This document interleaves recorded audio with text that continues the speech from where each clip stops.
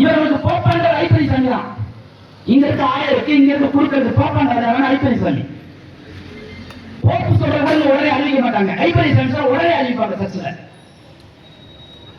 எது நியாயம், எது சரி, எது தவறு, எதை பத்தி கவலை இல்ல. திமுக கூட்டணி ஓட்டு போட்டு சொத்து வரி ஏறிச்சு, இந்த திருச்சபை என்ன மயில குடிச்சு சொத்து வரி ஏறிச்சு, சொத்து வரி நான் கட்டுறேன், திருச்சபை ஏதாவது இருக்கா?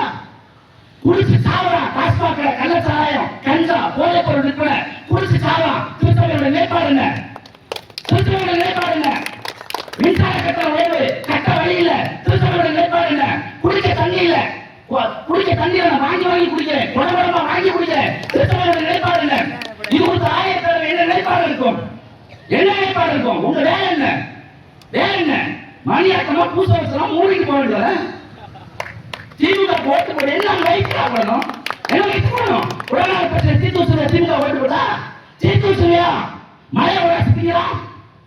நீ யாரு சொல்ற? திருவள்ளுவர் என்ன சொல்றது? முதல் ஆதி ஆரம்பம், முதல் ஆரம்பம் என்ன சொல்றது? விவிலியம் என்ன சொல்றது? 7 நாட்கள் இறைவன் இந்த உலகை படைத்தான். இறைவன் இந்த உலகை படைத்தான் என்றால் இறைவன் படைத்த மண்ணை அழிப்பீங்களாடா, அன்னை காலையோட குளத்தை வைத்துனாடா தாமிரபுரத்துல. திருச்சபையோட நோக்கம் என்னடா? திருச்சபையோட நிலைப்பாடு என்ன? நிலைப்பாடு என்ன? மரத்தை வெட்டான், திங்கிறான், அழிக்கிறான். திருச்சபையோட நிலைப்பாடு என்ன? மழையை நொறுக்கிறான். திருச்சபையோட நிலைப்பாடு என்ன? என்ன வேலை உங்களுக்கு? நான் இந்த திருச்சபைக்கு நான் வரி கட்டுறேங்க, மாசம் மாசம் சந்தா கட்டுறேங்க. ஆனா அறிக்கை வருது, துண்டறிக்கை போட்டு வீணா கொடுக்குறான். திமுக கூட்டணிக்கு ஓட்டு போடுங்க, நாம் தமிழ் ஓட்டு போடாது. பெரியாருமா ஆகாதா? பெரியாருமா ஆகாதா? ஐப்பரி சாமி ஏசுறாரு, சித்தப்பமானாரா? எவ்வளவு கேவலம் பாருங்க. இந்த திருச்சபை நம்பி நீங்க ஒரு கூட்டம் மேட்டுப்பட்டியில கிறிஸ்தவ வன்னியர் அரசியல் மீட்சி மாநாடு வாங்கிட்டீங்களா? மீட்டுட்டீங்களா? உங்களுக்காக 25 லட்சம் ரூபாய் எங்கிட்ட தான் வந்துருச்சு, வேலை முடிஞ்சிருச்சு, அவ்வளவுதானே? எவ்வளவு கேவலம் பாருங்க நண்பு மக்களே. எல்லா அயோக்கிய தரத்தையும், எல்லா திருட்டு தரத்தையும், எல்லா மொழமாரி தரத்தையும் பணம் வைத்து மறைத்து விடலாம் என்ற அயோக்கியத்தனம், திருட்டுத்தனம் இருந்தால் இந்த மக்களை நாம் எப்படி விழிப்புணர்வு செய்வது? எப்படி விழிப்புணர்வு செய்வது? அப்ப இந்த மாதிரி பெரியார் கூட்டம் தான் மீண்டும் மீண்டும் அதிகாரத்துக்கு வரும். நான் வந்தோடனே திருப்பி அமைச்சரோட பேசி கிறிஸ்துவ எம்பிசி வாங்கி கொடுக்குறேன் சொல்லுவாரு. இப்பயும் சொல்லுவாரு, இப்பயும் சொல்லுவாரு. நாங்க வந்து காசே வாங்காம அரசு வேலை கொடுத்துருவோம். எத்தனை பேர் கொடுத்தாரு? அந்த யாராவது சொல்லுங்க.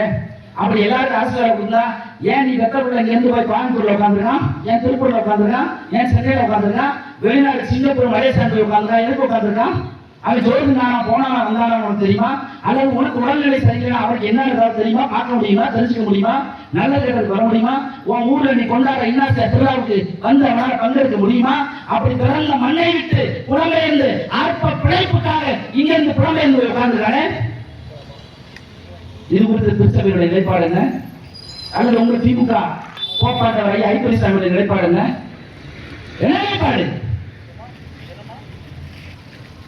என் அன்பு மக்களே, விழிப்புணர்வற்ற மக்களுக்கு ஒண்ணுமே செய்ய முடியாது. போராடிதான் கத்தி கத்தி கத்தி கத்தி நாங்களும் கத்திட்டே போலாம், அவ்வளவுதான் நடக்கும். ஒண்ணுமே செய்ய முடியாது, ஒண்ணுமே செய்ய முடியாது. கொடுமையின் உச்சம் என் அன்பு சொந்தங்களே. விவிலியம் கற்பிக்கிறது, பைபிள் சொல்லுது, பாவத்தின் சம்பளம் மரணம், பாவத்தின் சம்பளம் மரணம். அநியாயத்தின் உச்சத்தில் இந்த சமூகம் நின்று வந்திருக்கிறது. எதை பற்றியும் கவலை கொள்ள மாட்டோம் என்று நீங்கள் நின்று வந்திருக்கிறீர்கள். யார் இதை சரி செய்வது? யார் இதை செய்வது? ஒரு நேர்மையானவன், உண்மையானவன் இந்த இடத்திலே உங்களுடைய அதிகாரத்தை சரியாக வைத்திருக்கிறவன் இருந்தால் இந்த கொடநாடு சிக்கல் இதுவரை நீண்டிருக்குமா? கொடநாடு மண்ணள்ளி சுரண்டி தின்று 30 யாகத்துக்கு கீழே போன பின்னாடி அன்பு சொன்னதே உங்களுக்கு எல்லாம் தெரியுமா தெரியாதான்னு சொல்ல, இந்த வட்டமட்டி பக்கத்துல இந்த குதிரைசாமி கோயில் பக்கத்துல கொஞ்சம் தள்ளி கிட்டத்தட்ட 500 ஆண்டு காலம் பாரம்பரியமிக்க மாமரம் அப்படியே கரையில தண்ணி வந்தோடனே கரை மண்ணு பூரா கரைஞ்சு விழுந்து அந்த மரம் சார்ந்தது. நெஞ்சு பதறிச்சு, 500 வருஷம் மாமரம் அப்படி விழுது. இந்த பயமக்களுக்கு கொஞ்சம் கூட சொல்ல இல்லையா அப்படின்ற வெறி. உனக்கு எதை பத்தி கவலை இல்லை. 6 செத்தா என்ன, தண்ணி வந்தா என்ன, தண்ணி வரலைன்னா என்ன, நமக்கு என்ன போன் பண்ணா 30 லிட்டர் கேன் வீட்டுக்கு வந்துடும். நமக்கு ஒரு கவலையும் கிடையாது, நமக்கு கவலை கிடையாது. அந்த தண்ணி தண்ணியா? என் அறிவு சார்ந்த பெற்றோர்கள் நீங்கள் சொல்லுங்கள், நீங்கள் குடிப்பது தண்ணியா? நெஞ்சில கை வச்சு சொல்லுங்க. அந்த தண்ணீரில், நாம் குடிக்கக்கூடிய தண்ணீரில் நம் உடலுக்கு தேவையான தாதுக்கள், மினரல்ஸ் இருக்கா? அந்த தண்ணியை நீ கொடுக்கும்போது உன்னுடைய சிறுநீரகம் பழுதடைந்து நீ பாதிப்புக்கு உள்ளாகலையா இல்லையா?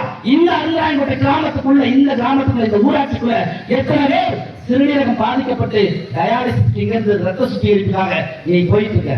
மதுரைக்கு போற, பணம் இருக்கவன் ராஜராஜேஸ்வரிக்கு போறான், பணம் இல்லாதவன் மதுரை தான் போகணும், ராஜாஜி மருத்துவமனைக்கு. போறியா இல்லையா? உன்னுடைய உணவு விஷம், குடிக்கிற தண்ணீர் நஞ்சு விஷம், சுவாசிக்கிற காற்று நஞ்சு விஷம்.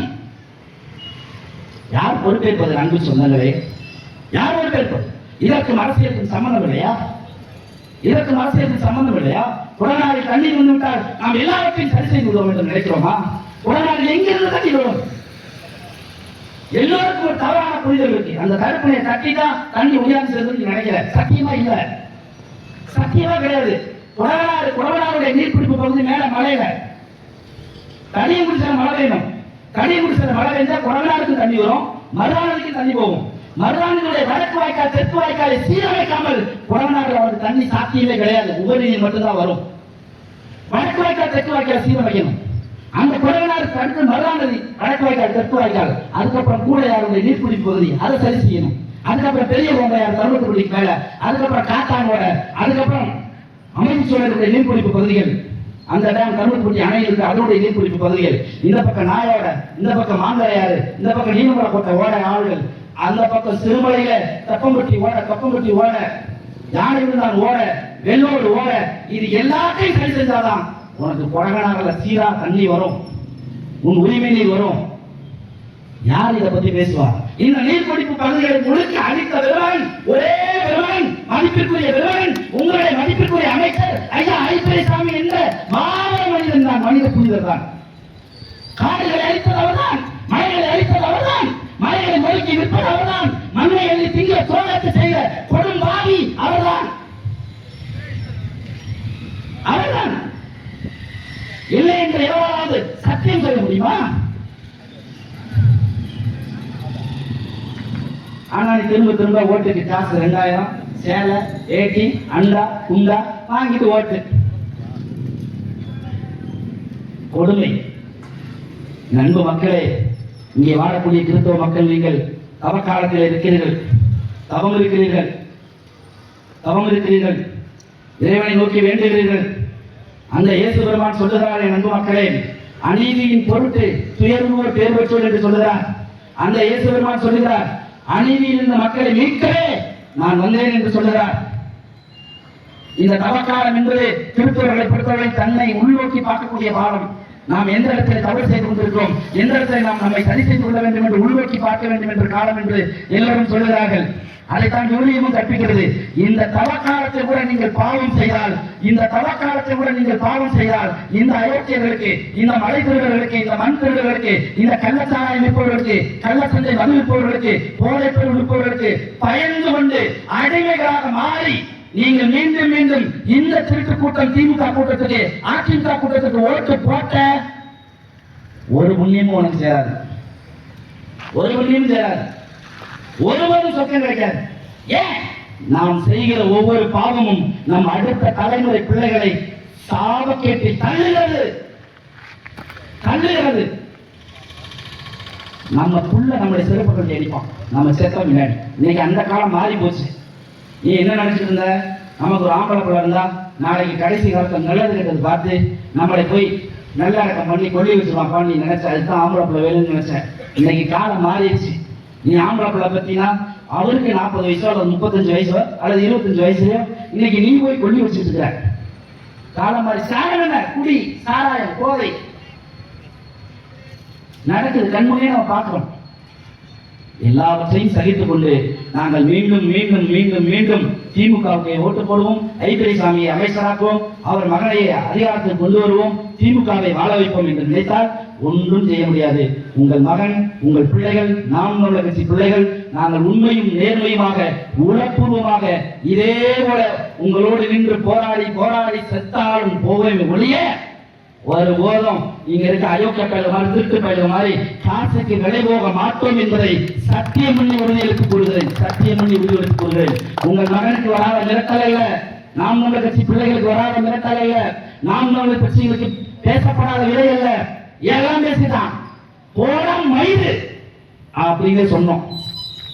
அப்படியே சொன்னோம். ஏன் உன் பணம் எங்க மயிருக்கு சமண்டா? நாங்கள் உளப்பூர்வமாக இந்த மண்ணின் மக்களின் விடுதலைக்கு நிற்கிறோம். என் தாய் இங்கே என் கையை பிடித்துக் கொண்டு கண்ணீர் வடித்தார் இல்லையா? அந்த கண்ணீர் இன்னும் என் நெஞ்சில் நினைந்து கொண்டிருக்கிறது, வளர்ந்து கொண்டிருக்கிறது. அந்த கண்ணீர் எப்போது அடங்கும்? எப்போது அடங்கும்? எப்போது இந்த குடநாட்டிலே உரிமை நீர் அதுவாக பாய்கிறதோ, எப்போது இந்த குடநாடு அடர்ந்து 30 மீட்டர் அகலத்தை நாங்கள் மீட்டெடுத்து இரண்டு பக்கமும் இந்த பக்கம் 2.5 மீட்டருக்கு அகலத்தில் சாலை, இந்த பக்கம் கரையில 2 மீட்டருக்கு சாலை, அந்த கரை முழுவதும் பூங்காவாக மாற்றி 6 முழுக்க வருடம் முழுவதும் தண்ணீரை கொண்டு வந்து சேர்க்கிறோமோ அப்போதுதான் அந்த தாய் என் கையை பிடித்துக் கொண்டு படித்த கண்ணீர் அடங்கும், என் நெஞ்சம் உறங்கும். அதை அந்த சத்தியமாக நாம் தமிழர் கட்சி பிள்ளைகள் செய்துவிட்டு போவோம். இந்த நிலத்தில் இத்தனை ஓடைகள், இத்தனை குளங்கள், இத்தனை ஆறுகள், இவை எல்லாம் இருந்தும் நாங்கள் குடிப்பதற்கு நீரை நீங்கள் காவிரி கூட்டு குடிநீர் திட்டம் என்றும் வைகை கூட்டு நீர் திட்டம் என்றும் நான் கொண்டு வந்து சேர்ப்பீர்கள் என்றால் உங்களை நாங்கள் இத்தனை ஆண்டு காலம் ஆள வைத்த பாவத்திற்கு இந்த துரோகத்தை நாங்கள் அனுமதித்தான் ஆக வேண்டும். நீதி அதற்கான வாய்ப்பே கிடையாது என்று என் அன்பு மக்கள் நீங்கள் முடிவெடுத்து வாக்களிக்க வேண்டிய ஒரே ஒரு சின்னம் நாம் தமிழர் கட்சியின் சின்னம், சீமானின் சின்னம், எங்களுடைய தலைவன் வேதவே பிரபாகரனின் சின்னம். விவசாய சின்னத்தில் வாக்களித்து வாய்ப்பை கொடுங்கள். மாற்றத்தை நாங்கள் தருகிறோம். நாம் தமிழர்.